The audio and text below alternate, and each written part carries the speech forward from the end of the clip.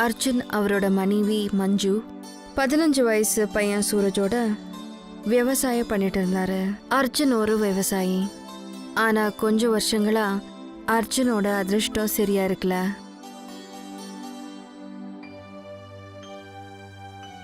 ஒரு நாள் அர்ஜுன் பையனோட காய்கறி வாங்கிட்டு இருந்தா. அப்போ ஊரோட நாட்டாம கல்லு அவனோட ஃப்ரெண்டு ஹரியாவோட அங்க வந்தாரு. அட அர்ஜுன், என்னப்பா இந்த பக்கம் வந்திருக்க? அட அண்ணா, உங்களுக்கே தெரியும் இல்லையா, நான் ஒரு விவசாயி நிலத்துல வேலை செய்யறத விட்டு வேற என்ன பண்ணுவான்? அது இல்லப்பா, எனக்கு தெரிஞ்ச வரைக்கும் நீ ரொம்ப வருஷமா நிலத்துல விவசாயமே பண்ணலையா? உனக்கு எத்தனை தடவை சொல்லியிருக்கேன் வீட்டுல பூஜை புனஸ்காரம் பண்ணுன்னு. ஆனா நீ என்னடானா என் பேச்சே கேட்க மாட்டிருக்க. அது நான் எல்லாத்தையும் பண்ணி பார்த்துட்டேன் ஐயா. ஏழைங்களுக்கு உணவு, பூஜை புனஸ்காரம் எல்லாம் பண்ணிட்டேன். ஆனா எனக்கு ஒண்ணுமே புரியல, என் பயிரெல்லாம் எதுக்கு வீணாகுதுன்னு. அட அர்ஜுன், ஒரு தடவை இந்த மாதிரி ஆகும். நாம எந்த நிலத்துல விளைவிக்கிறோமோ, எந்த பயிரை விளைவிக்கிறோமோ, அந்த பூமி அந்த நிலத்தோடைய ஓனரை மதிக்காது. நீங்க என்ன சொல்றீங்களோ எனக்கு ஒன்றும் புரியல. அட அர்ஜுன், விஷயம் என்னன்னா, எப்போ அந்த பூமி ஓனரை மதிக்கலையோ அப்போ அந்த ஆள் அந்த இடத்த வேற ஒருத்தருக்கு வித்துடணும், இல்லைன்னா தானமா கொடுத்துடணும். அப்படி இல்லைன்னா அந்த கடவுளுக்கு ஆராதனை செய்ய வேண்டியிருக்கும். ஐயோ, உனக்கு இன்னும் புரியலையாப்பா? ஐயா என்ன சொல்றாருன்னா, உனக்கு வருஷம் வருஷம் நஷ்டம் மேல நஷ்டம் வந்துட்டு இருக்கு. உன் நிலத்தை நீ ஐயாவுக்கு வித்துரு, அவரு உனக்கு நல்ல பணம் கொடுப்பாரு. எப்படியும் நீயும் உன் மனைவியும் நல்லா படிச்சிருக்கீங்க, சிட்டிக்கு போய் 2 பேரும் நல்லா வேலை செஞ்சுட்டு இருங்க. உனக்கு இந்த விவசாயம் எல்லாம் கை கொடுக்கலான்னா. அப்படி இல்லை அரியண்ணா, நான் ஒரு விவசாயியோட மகன். இதை என்னால் எப்பவும் மறக்க முடியாது. என்னுடைய உயிர் முழுக்க விவசாயம் நிறைஞ்சிருக்கு. நான் என்னுடைய நிலத்தை வித்துட்டு இன்னொருத்தர்கிட்ட எதுக்கு வேலை செய்யணும்? அப்புறம் இதை மறந்துடாதீங்க, வேலைக்காரன் எவ்வளோ பெரியவனா இருந்தாலும் அவனுடைய தலை எப்பவும் முதலாளியோட கால் கீழே தான் இருக்கும் அப்படின்னு சொல்லி அர்ஜுன் பையனை கூட்டிக்கிட்டு அங்கிருந்து வந்துட்டாரு. அர்ஜுன் போனதும் சந்தேக கண்ணால பார்த்துக்கிட்டே நாட்டாமக்கு சொன்னான், நான் ரொம்ப தைரியசாலிங்களை பார்த்துருக்கிறேன் ஐயா. ஆனா இந்த அர்ஜுன் மாதிரி தைரியசாலியை எப்பவும் பார்க்கல. கடந்த 5 வருஷமா இவனோட பயிரெல்லாம் வீணா போகுது. பேங்க்ல கடன் வேற. அது மட்டும் இல்லாம ஊர்ல எவ்வளோ பேர்கிட்ட கடன் வாங்கியிருக்கான். ஊர் மக்கள் எல்லாம் சொல்றாங்க ஐயா, இவனை எந்த மண்ணில் செஞ்சிருப்பாங்கன்னு. தோல்வியை ஒத்துக்கவே மாட்டேங்கிறான் ஐயா. இது வலிமையான மண் அரி, அதோட மறக்காத, மண் எப்பவும் மண் தான். இவன் ஒரு நாள் தூளாவான். என்னைக்கு கடங்காருங்க 4 பக்கம் இருந்து இவன் மேல விழுறாங்களோ அன்னைக்கு தெரிய வரும் இவன் எவ்வளோ தைரியசாலின்னு.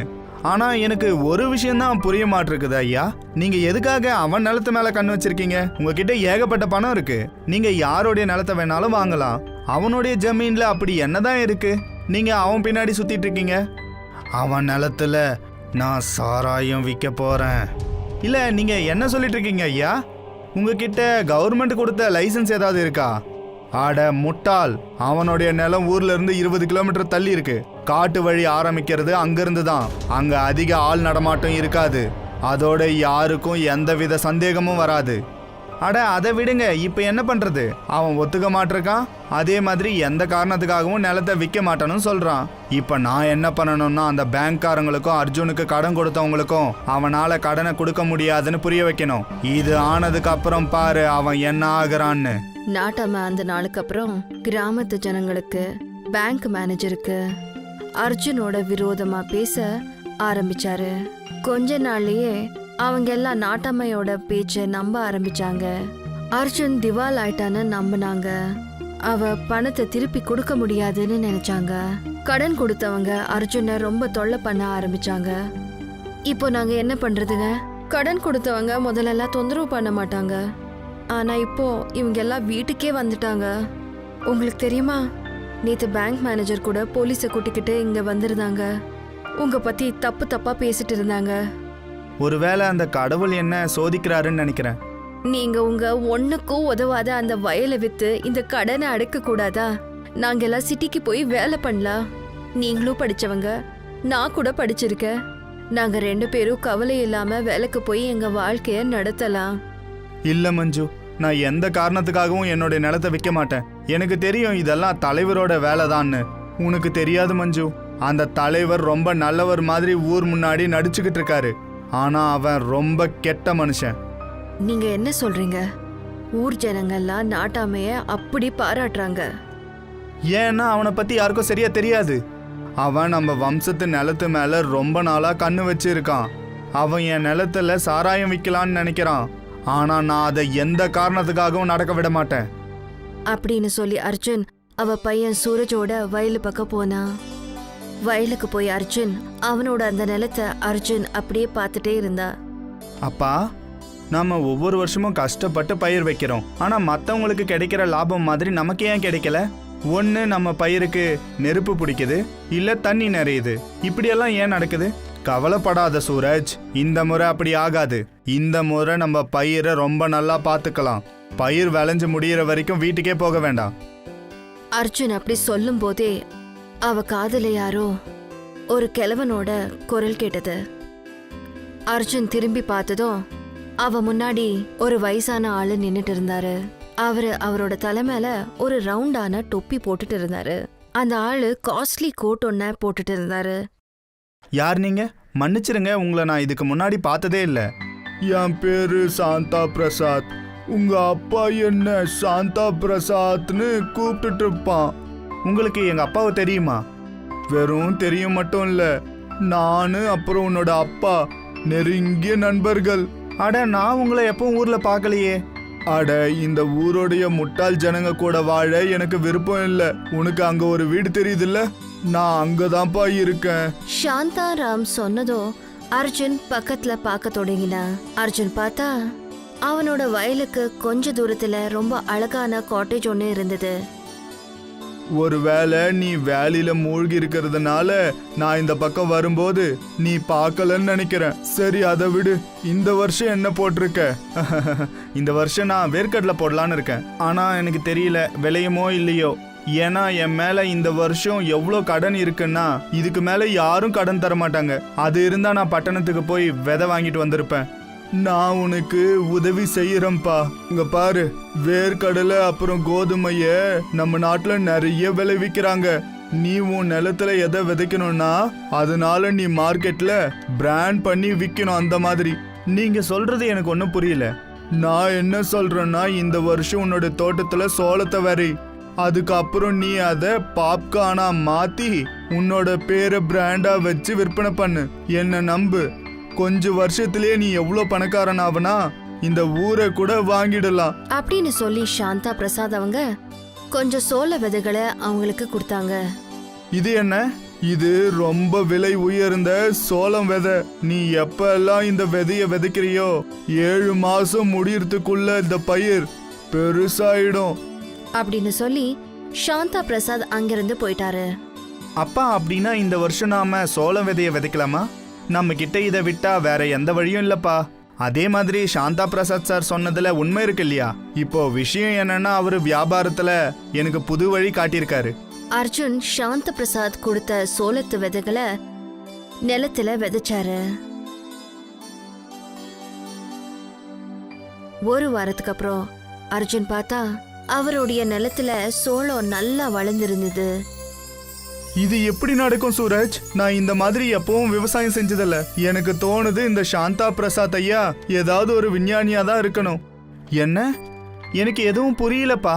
அதாவது சோளம் இவ்வளோ சீக்கிரம் விளையாது. நான் சாந்தா பிரசாத்தை விஞ்ஞானின்னு ஏன் சொன்னேன்னா, ஏன்னா விஞ்ஞானிகள் ஜனம் அதிகமா இருக்கிற இடத்துல வாழ ஆசைப்பட மாட்டாங்க.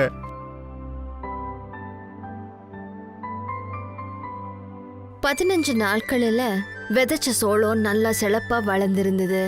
அர்ஜுன் அவனோட மனைவியோட அந்த பயிரை எல்லாம் வெட்டிட்டான். அவனுக்கு சிட்டியில ஒரு ஃப்ரெண்ட் இருந்தா. அவனுடைய கடை மால் கிட்ட ரொம்ப நாளா காலியா இருந்தது. அர்ஜுன் நண்பன் கிட்ட அந்த கடையை கொஞ்ச நாளைக்கு கொடுக்க சொல்லி உதவி கேட்டான். அர்ஜுன் அந்த சோளத்துல பாப்கார்ன் தயார் பண்ணுவான். அப்புறம் சிட்டியில அர்ஜுனோடைய மனைவி மஞ்சு அப்புறம் அவனோட பையன் சூரஜ் பாப்கார்னை வித்தாங்க. கொஞ்ச நாள்ல அர்ஜுனோடைய பாப்கார்ன் சூரஜ்ங்கிற பிராண்ட்ல ரொம்ப ஃபேமஸ் ஆயிடுச்சு. அர்ஜுனோட இந்த முன்னேற்றத்தை பார்த்து நாட்டாமைக்கு யோசனை ஆயிடுச்சு. நாட்டாம அவரோட ஃப்ரெண்ட் ஹரியாக்கு சொன்னாரு, ராத்திரியோட ராத்திரியா அர்ஜுன் எப்படி பணக்காரன் ஆனான்னு எனக்கு ஒண்ணுமே புரியல. அவன் மேல இருந்த கடத்தை எல்லாம் தீத்துட்டு அதோட பேங்க் கடனை கூட எப்படி தீத்தான்? உங்களுக்கு தோணலையா இதுல ஏதோ விசித்திரமா இருக்குன்னு? ஆமா, எனக்கும் அப்படிதான் தோணுது ஐயா. ஆனா நம்ம என்ன பண்றது? நீங்க ஒவ்வொரு வருஷமும் அர்ஜுனோட பயிருக்கு நெருப்பு வச்சீங்க.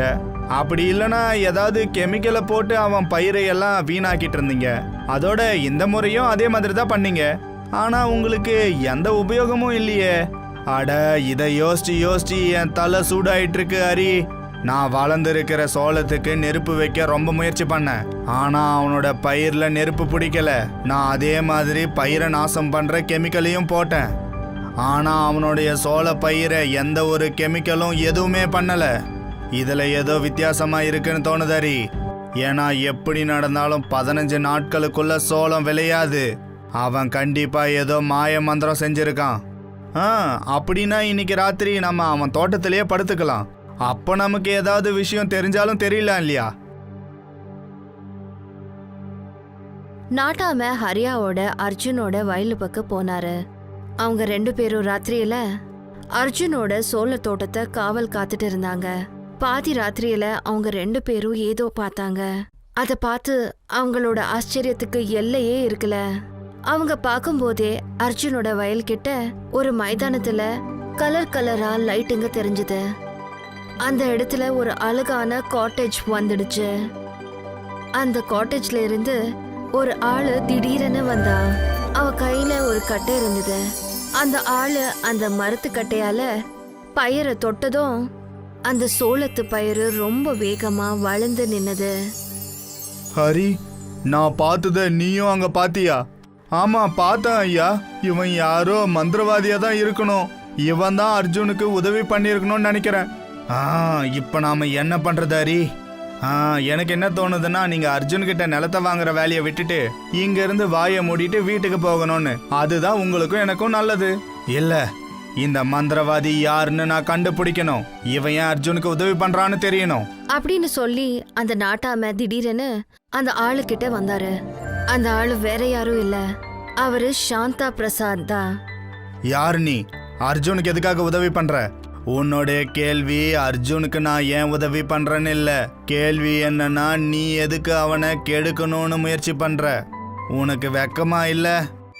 ஆமா, நீங்க யாரு? நான் ஒரு மந்திரவாதி. நான் வேற உலகத்துல வாழுறேன். அர்ஜுன் தோட்டத்துக்கு பின்னாடி வேற உலகத்தோட நுழைவாயில் இருக்கு. நான் இங்க மனுஷங்க மாதிரி சுத்துறதுக்கு அப்பப்போ வருவேன்.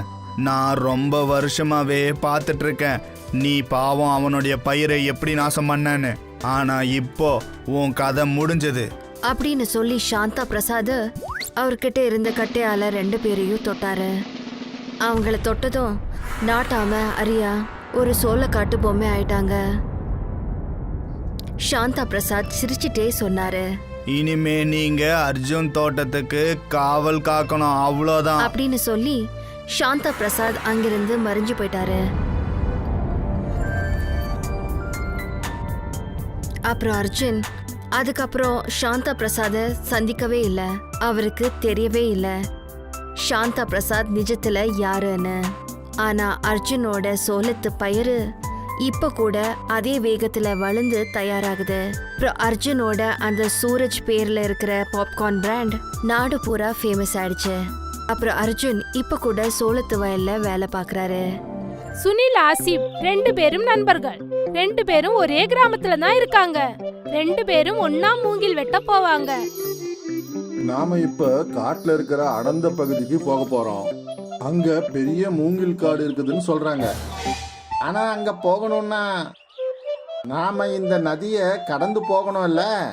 திரும்ப வரும்போது நதியில வெள்ளம் வந்துடுச்சுன்னா அப்ப நாம அதை எப்படி தாண்டி வர்றது? நதியில தண்ணி கம்மியா இருக்கும்போது நாம வந்துடலாம்ப்பா. நம்ம வேகமா மூங்கில வெட்டிட்டு திரும்பி வந்துடலாம். பெரிய பெரிய மூங்கில் மரம்னா காசு நிறைய வரும்ல, என்ன சொல்ற? சரிப்பா, நாளைக்கு போகலாம். அடுத்த நாள்ல இருந்து சுனிலும் அசீபும் அடர்ந்த காட்டுக்குள்ள போனாங்க. இங்க பெரிய பெரிய மூங்கில் மரம் இருக்கு. ஆமாமா, நீ சொன்னது உண்மைதான். வியாபாரி இதுக்கு நல்ல விலை கொடுப்பாருன்னு நினைக்கிறேன். ஆமா, நிறைய மூங்கில்களை பார்த்து 2 பேரும் சந்தோஷமாயிட்டாங்க. அவங்க அந்த மூங்கில் நிறைய வெட்டி அவங்க கிராமத்துக்கு கொண்டு வந்தாங்க. அடேங்கப்பா, இந்த மாதிரி பெரிய மூங்கில நான் இப்பதான் பாக்குறேன். சரி, இதுக்கு நல்ல விலை கொடுங்க சார். சரி சரி, ஒரு மூங்கிலுக்கு 200 ரூபாய் தரேன். நீங்க மொத்தம் 5 மூங்கில் கொண்டு வந்திருக்கீங்க, அதுக்கு 1000 ரூபாய் தரேன். 1000 ரூபாய் கிடைச்சதுல ரெண்டு பேரும் ரொம்ப சந்தோஷமாயிட்டாங்க. அந்த பணத்தை ரெண்டு பேரும் சரி சமமா பிரிச்சுக்கிட்டாங்க. தினைக்கும் சின்ன சின்ன மூங்கில கொண்டு வந்து 300 ரூபாய் சம்பாரிச்சிட்டு இருந்தோம். இன்னைக்கு நமக்கு 500 ரூபாய் கிடைச்சிருக்குல்ல. அதனால இனிமே நாம காட்டுல இருக்கிற அடர்ந்த பகுதிக்கு தான் போகணும். ஆமா ஆமா. அன்னையில இருந்து அவங்க ரெண்டு பேரும் நதிய கடந்து மூங்கில் வெட்டுறதுக்காக போவாங்க. அப்புறம் வியாபாரியும் அவங்களுக்கு நல்ல பணம் கொடுத்தாரு. ஒரு நாள் காலையில ரெண்டு பேரும் மரம் வெட்டுறதுக்காக கிளம்புனாங்க. அண்ணா, அம்மா என்ன சொன்னாங்கன்னா பஜார்ல போயிட்டு மசாலா வாங்கிட்டு வர சொன்னாங்க. எனக்கு பன்னீர் வாங்கலாம்னு நினைக்கிறேன். சரி வா, நம்ம பஜாருக்கு போகலாம். அப்புறம் அங்கிருந்து நதியை தாண்டி காட்டுக்குள்ள போகலாம். ஒரே வாட்டி நமக்கு 2 வேலையும் முடிஞ்சிடும். ரெண்டு பேரும் மார்க்கெட்டுக்கு போய் அவங்களுக்கு என்னெல்லாம் பொருட்கள் தேவை இருந்ததோ எல்லாத்தையும் வாங்கினாங்க. பாத்தியா, எனக்கு ரொம்ப நல்ல பன்னீர் கிடைச்சிருக்கு. இன்னைக்கு ராத்திரி நல்லா சாப்பிட வேண்டியதுதான். நானும் சாப்பிட போறேன். வாப்பா, நீ வர வேணானாலும் வருவல்ல. சரி, நாம இப்ப நதியை தாண்டி போகணும். மூங்கில வெட்டிட்டு நாம விக்கணும் இல்ல. ஆமா ஆமா. அப்புறம் அவங்க ரெண்டு பேரும் காட்டுக்குள்ள போறதுக்கு கிளம்பிட்டாங்க. எப்பவும் போல அவங்க ரெண்டு பேரும் நதிய கடந்து அந்த அடர்ந்த காட்டுக்குள்ள போயிட்டாங்க. மூங்கில்களை வெட்ட ஆரம்பிச்சாங்க. திடீர்னு மழை பெய்ய ஆரம்பிச்சது. நம்ம வீட்டுக்கு சீக்கிரமா போகணும், ஏன்னா நதியில வெள்ளம் ஜாஸ்தி ஆக போகுது. சரி சரி, இன்னொரு எக்ஸ்ட்ரா மூங்கில கூட எடுத்துட்டு போலாமா? ஓகே. மழை ரொம்ப அதிகமா பெஞ்சது. கொஞ்ச நேரத்திலேயே அவங்க நிறைய மூங்கில்களை வெட்டிட்டாங்க. அப்புறம் அவங்க ரெண்டு பேரும் அந்த மூங்கில்களை கட்டி நதி கிட்ட நடந்து வந்தாங்க. ஆனா நதியில புயல் உருவாகி இருந்தது. நதியில தண்ணி ஜாஸ்தி ஆயிடுச்சுன்னா இந்த நிலைமையில நாம நதியில போனா ஆபத்து தான் ஆகும். ஆமா, நாம கொஞ்ச நேரம் காட்டிலேயே காத்திருந்தோம்னா. ஆமா, அதுவும் சரிதான். அங்க ஒரு குகை இருக்கு, நாம அங்க போய் வெயிட் பண்ணலாம். ரெண்டு பேரும் ஒரு குகை கிட்ட போனாங்க. அந்த குகையில ஏற்கனவே காஞ்ச மரக்கட்டைகள் இருந்தது. இது நம்மளுக்கு நல்லா இருக்கு, கொஞ்சம் சூடாவும் இருக்கு. அசிஃப் வாங்கின அந்த பொருட்கள்ல ஒரு பத்தி பெட்டியும் இருந்தது. அசிஃப் அந்த காஞ்ச மரக்கட்டைகள்ல நெருப்பு வச்சான். அப்புறம் ரெண்டு பேரும் சேர்ந்து குளிர் காய ஆரம்பிச்சாங்க. ரொம்ப பசிக்குதுப்பா, எனக்கும் தான்ப்பா. பாரு, நமக்கு யாராவது சமைச்சு கொடுப்பாங்களான்னு. காரணம், சமைச்சு கொடுக்கறதுக்கு வேற சாமான்லாம் வேணும்ல. நாம எப்படி பண்ணுவோம்? இங்கதான் பாத்திரம்லாம் ஒண்ணுமே இல்லையே. அப்பதான் அசீஃபோட கவனம் அந்த மூங்கில் மேல பட்டது. நம்ம கிட்ட மூங்கில் இருக்குல்ல, மூங்கில வச்சு நாம சாப்பாடு ரெடி பண்ணலாம். எப்படி? நீங்க இந்த மூங்கில் பிரியாணி பார்க்கலையா? இல்லையே. மூங்கில வச்சு பிரியாணி பண்ண முடியுமா? ஆனா நம்ம கிட்ட கறி ஒண்ணும் இல்லையே. கறி இல்லைன்னா என்னப்பா, நம்ம கிட்ட பன்னீர் இருக்குல்ல, பன்னீரை வச்சு நம்ம பிரியாணி பண்ணலாம். ஆனா எப்படி? ஆனா நான் இப்ப காமிக்கிறேன். அசீப் 2 மூங்கில் துண்டுகளை வெட்டினா. அவன்கிட்ட இருந்த அரிசியை நல்லா கழுகி எடுத்துக்கிட்டான். மூங்கில்ல அரிசி, மசாலா, தண்ணி, உப்பு, அப்புறம் பன்னீரும் சேர்த்துக்கிட்டான். அந்த பாம்புவோட இன்னொரு பக்கத்தை அவன் இலைகளை வச்சு மறைச்சு நல்லா டைட்டா மூடி வச்சான். அப்புறம் அது எல்லாத்தையும் நல்லா கலந்து எரிஞ்சுக்கிட்டு இருக்கிற நெருப்பு மேல அவன் அதை வச்சான். இப்ப 15 நிமிஷத்துல நமக்கு பாம்பு பிரியாணி ரெடி ஆயிடும். பார்க்கலாம். அந்த பாம்பு நெருப்புல நல்லா எரிய ஆரம்பிச்சது. அந்த பாம்பு நல்லா எரிஞ்சு முடிஞ்சதுக்கு அப்புறமா நல்ல நறுமணம் அந்த குகை முழுவதும் வீச ஆரம்பிச்சது. பாம்பு பிரியாணி ரெடி ஆயிடுச்சுன்னு நினைக்கிறேன். அசீஃப் அந்த பாம்புவை வெளியே எடுத்தான். அப்புறம் அதை 2 இலைகள் மேல வச்சான். அந்த பாம்பு கொஞ்சம் ஆறுனதுக்கு அப்புறமா அதுல இருந்த பிரியாணி அவன் இலைகள்ல பரிமாறினான். பாக்குறதுக்கு ரொம்ப நல்லா இருக்குப்பா. அதெல்லாம் சரிப்பா, எனக்கு ரொம்ப பசிக்குது, வா அதை சாப்பிடலாம். 2 பேரும் அந்த பிரியாணிய சாப்பிட்டு பார்த்து அவங்க மெய் மறந்து போயிட்டாங்க. அப்புறம் அவங்க 2 பேரும் சந்தோஷமா அந்த பாம்பு பிரியாணிய சாப்பிட்டாங்க. தம்பி, நீ இவ்வளோ எக்ஸ்பர்ட்டா இருக்கிற பாம்பு பிரியாணி பண்றதுல நான் என்ன சொல்றது உனக்கு? ரொம்ப நன்றிண்ணா. நீ பிரியாணியை ரெடி பண்ணி விற்கலான்னு நினைக்கிறேன்ப்பா. நாம கஷ்டப்பட்டு வேலை செய்யறோம், நாம இந்த மாதிரி பாம்பு பிரியாணி தயார் பண்ணி காசு சம்பாதிக்கலாம்ல. உண்மையா அவ சொல்ற? ஆமா, உனக்கு ஓகேன்னா நம்ம 2 பேரும் சேர்ந்து தாபாவை ஸ்டார்ட் பண்ணலாம். ஆஹா, அப்படியே பண்ணலாம்.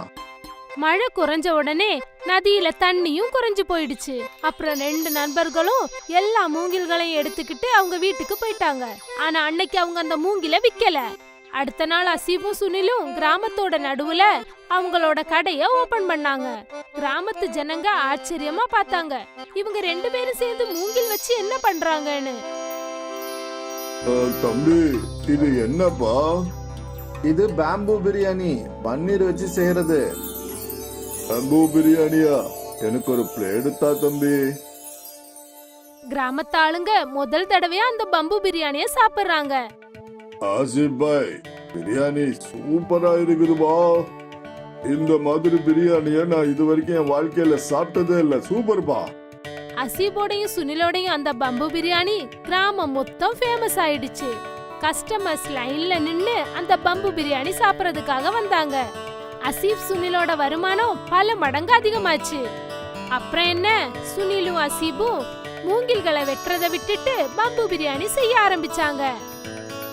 அவங்க 2 பேரும் ராத்திரி பகல் பார்க்காம கஷ்டப்பட்டு வேலை செஞ்சாங்க. வெளியூர்ல இருந்தெல்லாம் இத கேள்விப்பட்டு கஸ்டமர்ஸ் அவங்க கடைக்கு வந்தாங்க. அப்புறம் கொஞ்ச நாள்லயே அவங்களோட அந்த பெட்டி கடை ஒரு பெரிய ரெஸ்டாரண்டா மாறிடுச்சு. அவங்க 2 பேரும் பணக்காரங்களாயிட்டாங்க. நான் யோசிக்கவே இல்லப்பா இந்த மாதிரி நமக்கு நடக்கும்னு. நானும் யோசிக்கவே இல்லைண்ணே. அன்னைக்கு வந்த மழையினாலதான் நம்ம வாழ்க்கையே மாறி போயிடுச்சு. ஆமா, அன்னைக்கு மழை வரலன்னா நாம அங்க இருந்திருக்க மாட்டோம். பேம்பு பிரியாணிய நாம அங்க சமைச்சிருக்க மாட்டோம். சரிதானே? இதெல்லாம் முன்னாடியே எழுதி வச்சதுதான் தம்பி. கடவுள் எல்லாருக்கும் முன்னாடியே தலையெழுத்தை எழுதி வச்சிருவாரு. நம்ம கையில ஒண்ணுமே இல்லப்பா, எல்லாமே அவரு செஞ்சதுதான்ப்பா. இதெல்லாம் சரியா சொன்ன. பம்பு பிரியாணி அசீஃபோடையும் சுனிலோடையும் வாழ்க்கையே மாத்திடுச்சு. அவங்க 2 பேருக்கும் வாழ்க்கையோட பெரிய விஷயம் புரிஞ்சிடுச்சு. கஷ்டத்துல இருந்து தான் நமக்கு ஒரு புது வழி பிறக்கும்னு. அப்புறம் யாருக்கு தெரியும் எப்ப யாரோட தலையெழுத்து மாறும்னு. சுனிலாலுங்கிறவரு பணம் சம்பாதிக்கிறதுக்காக இன்ன வரைக்கும் என்னென்னமோ வேலை செஞ்சுக்கிட்டு இருக்காரு. சில சமயம் வளையல் விற்பாரு, பொம்மைகள் விற்பாரு, அப்புறம் காய்கறிகளும் விற்பாரு.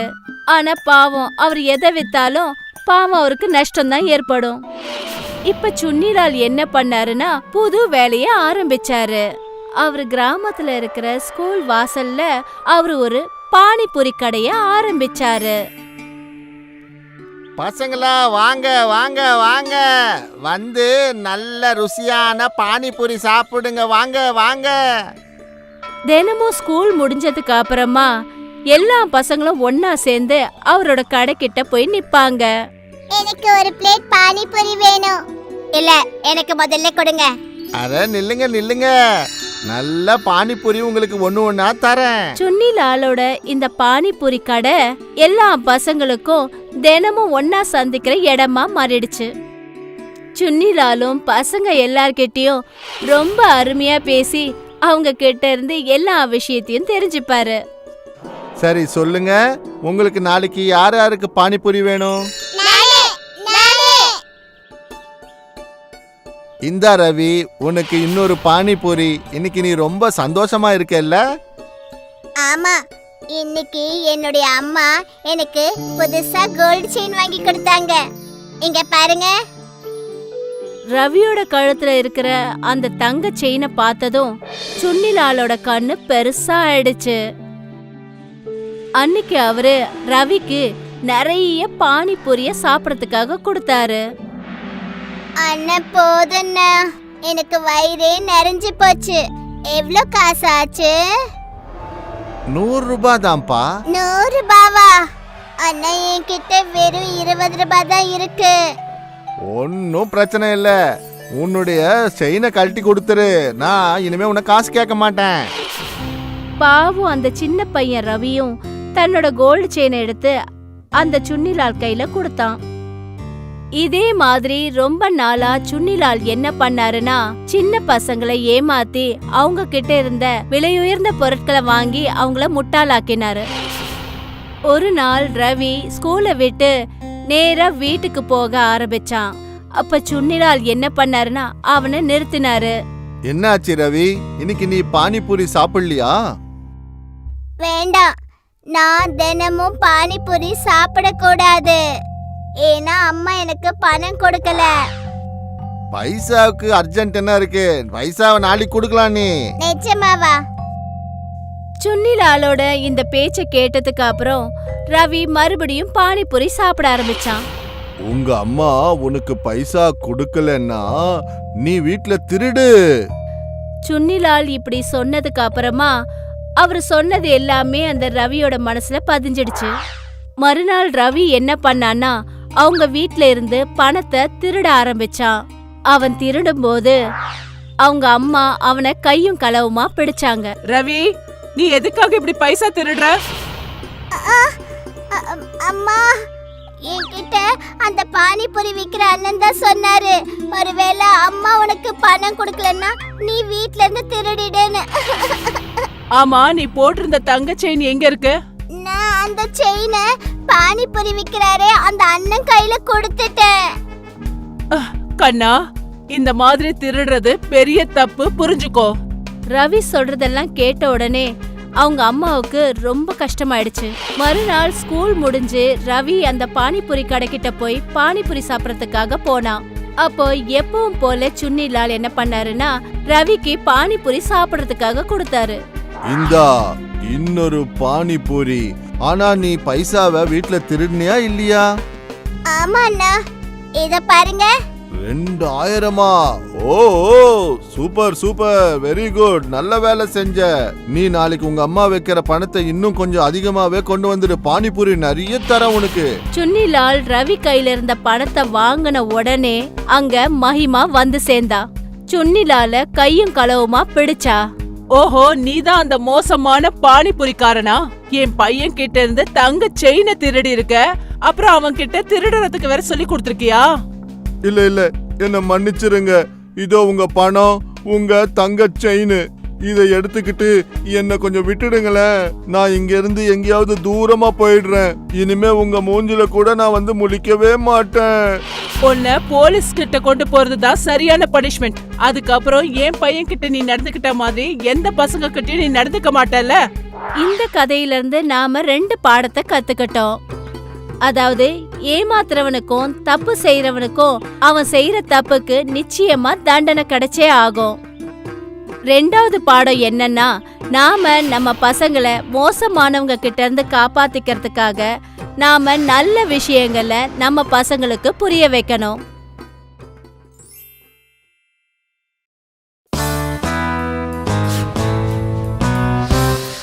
ஜக்குங்கிறவரு ஒரு நியாயமான நேர்மையான ஒரு உழைப்பாளி.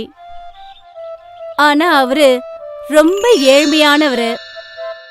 அவரு ஒரு குடிசையில தன்னோட மனைவி கௌரி கூட தன்னுடைய வாழ்க்கைய ஓட்டிக்கிட்டு இருந்தாரு. வீட்ல அரிசி தீர்ந்து போச்சு. நாளைக்கு சாப்பாட்டுக்கு நான் என்னங்க செய்யறது? அவங்க வீட்டுக்கு பக்கத்துல இருந்த ஒரு பணக்கார பொம்பளை எப்பவுமே அவங்க ஏழ்மையை வச்சு கிண்டல் பண்ணிக்கிட்டே இருப்பா. நீங்க என்ன இப்படி எல்லாம் சாப்பாடு சாப்பிடுறீங்க? எங்க வீட்ல இருக்கிற மாடு கூட இத சாப்பிடாது. அவங்க இப்படி பேசிட்டு போறத நினைச்சு இவங்க 2 பேரும் ரொம்ப வருத்தப்பட்டாங்க. நான் காட்டுக்கு போய் கட்டைகளை கொண்டு வரேன். நீ மார்க்கெட்டுக்கு அதை கொண்டு போய் வித்து காசு கொண்டு வந்தீன்னா மளிகை சாமானா வாங்கிக்கலாம். ஜக்கு காட்டுக்கு போனாரு. கொஞ்சம் கொஞ்சமா விறக வெட்டி சேகரிச்சு வச்சாரு. அவரு ஒரு பெரிய மரத்துல இருக்கிற விழுதுகளை வெட்டுறதுக்காக போனாரு. வெட்டுறதுக்கு கோடாலிய ஓங்கும் போது அப்போ அவருக்கு ஒரு குரல் கேட்டுச்சு. என்ன வெட்டாதீங்க, என்ன வெட்டாதீங்க, என்ன வெட்டாதீங்க. இது யாருடைய குரல்? யார் இருக்காங்க அங்க? நான் தான், உன் முன்னாடி நிக்கிற இந்த மரம் தான். அந்த மரம் பேசுறத கேட்ட உடனே அவருக்கு ரொம்ப ஆச்சரியமாயிடுச்சு.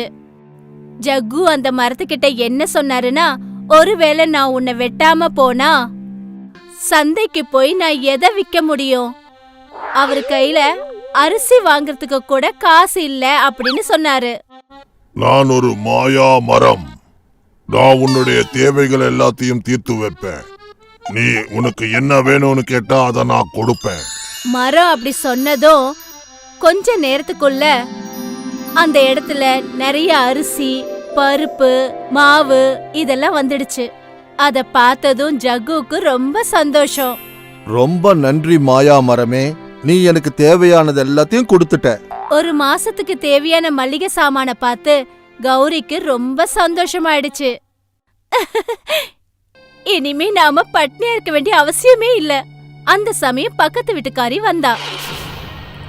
அங்க இருக்கிற பொருட்களை பார்த்துட்டு, இவ்வளவு சாமான்களா? அதுவும் இந்த ஏழைங்க கிட்ட? பக்கத்து வீட்டுக்காரி அந்த கௌரி கிட்ட தன்னோட பையனுக்கு பிறந்த நாள்னு சொல்லி அவங்கள கூப்பிட்டா. சாயங்காலம் நடக்க போற பார்ட்டில ஏதாவது கிழிஞ்சு போன புடவையெல்லாம் கட்டிக்கிட்டு வந்துடாத.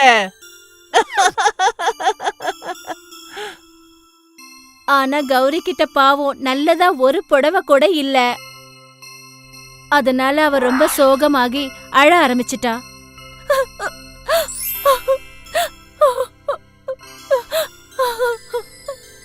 அழுவாத கௌரி. கவலையில இருக்கிற இந்த ஜக்கு புது சேலை வாங்கறதுக்கு என்ன பண்ண முடியும்? இப்படி யோசிச்சுக்கிட்டே அவரு காட்டுக்கு போனாரு. அந்த மந்திர மரம் அவரை பார்த்து எதுக்கு இவ்வளவு சோகமா இருக்கேன்னு கேட்டுச்சு. என் மனைவி கிட்ட ஒரு நல்ல புடவை கூட இல்ல. நான் அவளுக்கு நல்ல புடவைய கொண்டு வந்து எங்கேருந்து கொடுக்கறது? ஓ, இவ்வளவுதானா? நீ என்ன வேணும்னு கேட்டாலும் அது உனக்கு கிடைக்கும்.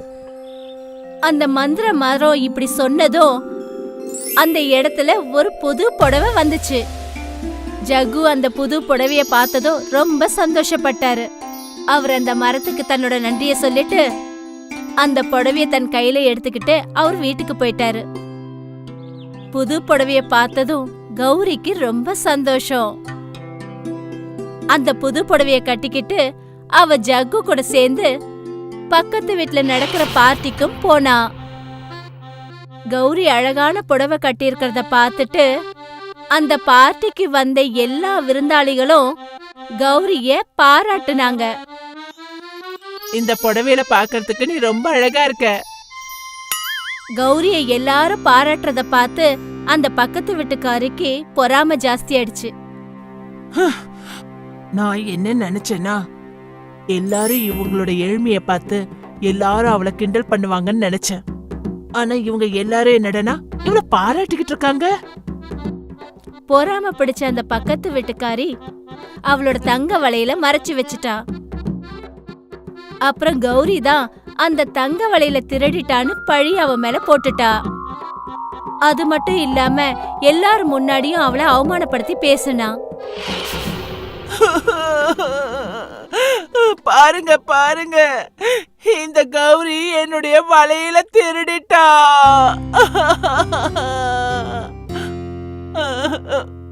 கௌரிக்கு ஏற்பட்ட அவமானத்தை நினைச்சு ஜக்கு ரொம்ப வருத்தப்பட்டாரு. அவ்வளவு விலை உயர்ந்த வளையல நம்மளால எப்படி திருப்பி கொடுக்க முடியும்? வருத்தத்தோட காட்டுக்கு போய் ஜக்கு அந்த மந்திர மரத்துக்கிட்ட நடந்த எல்லா விஷயத்தையும் சொன்னாரு. அழுதுட்டு சொன்னாரு, அவ்வளோ விலை உயர்ந்த வளையல நான் எங்க இருந்து கொண்டு வந்து கொடுப்பேன்? அந்த மரம் சிரிச்சது. அப்புறம் சொல்லுச்சு, அட இதுதான் விஷயமா? உனக்கு என்ன தேவையோ நிச்சயம் அது கிடைக்கும். அப்புறம் அந்த இடத்துல 2 அழகான தங்க வளையல் வந்துச்சு. அத பார்த்துட்டு ஜக்கு சந்தோஷத்துல அப்படியே குதிக்க ஆரம்பிச்சிட்டாரு. மறுபடியும் அந்த மரத்துக்கிட்ட ஜக்கு என்ன பண்ணாருன்னா, உதவி செஞ்சதுக்காக தன்னோட நன்றிய சொன்னாரு. அந்த வளையல எடுத்துக்கிட்டு அவர் அங்கிருந்து கிளம்பிட்டாரு. ஜகுவும் கௌரியும் பக்கத்து வீட்டுக்காரிக்கிட்ட அந்த வளையல கொடுத்தாங்க. எங்களால தப்பு நடந்து போச்சு, இதோ உங்களுடைய வளையல். அந்த வளையல பார்த்துட்டு பக்கத்து வீட்டுக்காரி பயங்கரமா அதிர்ச்சி ஆயிட்டா. நான் என்னுடைய வலையில எப்பவும் ஒளிச்சு வச்சுட்டேனே, அப்புறம் எப்படி இந்த ஏழைங்க கிட்ட இந்த வளையல் கிடைச்சிருக்கோ? ஏதோ ரகசியம் இருக்கு, அத நாம எப்படியாவது தெரிஞ்சுக்கணும். கௌரி ஜகு கிட்ட கேட்டா, தங்க வளையல்களை நீங்க எங்க இருந்து எப்படி வாங்கிட்டு வந்தீங்கன்னு கேட்டா. காட்டுல ஒரு மாயா மரம் இருக்கு. அதுதான் எனக்கு இந்த வளையல கொடுத்தது. அந்த புடவை, அந்த மளிகை சாமான கூட மரம் தான் கொடுத்தது. ஜக்கு சொன்னது எல்லாத்தையும் அந்த பக்கத்து வீட்டுக்காரி கேட்டுட்டா. அப்படியா? இதுதான் ரகசியமா?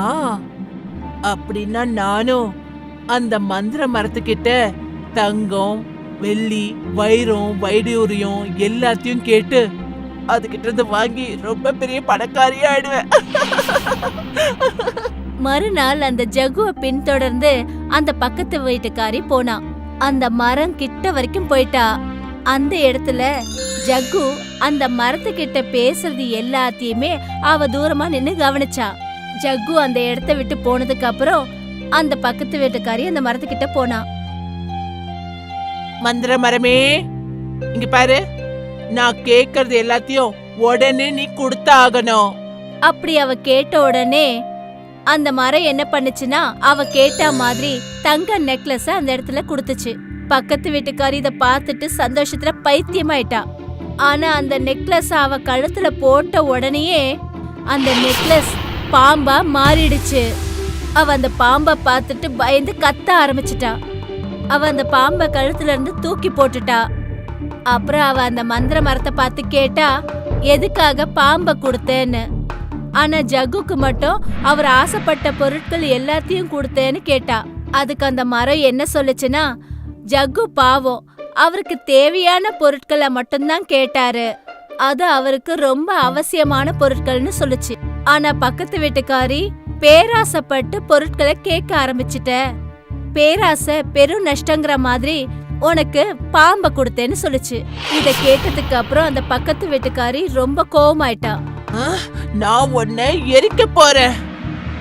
பக்கத்து வீட்டுக்காரி என்ன பண்ணான்னா, நெருப்பு எடுத்துட்டு வந்து அந்த மரத்தை எரிக்கிறதுக்காக முயற்சி பண்ணா.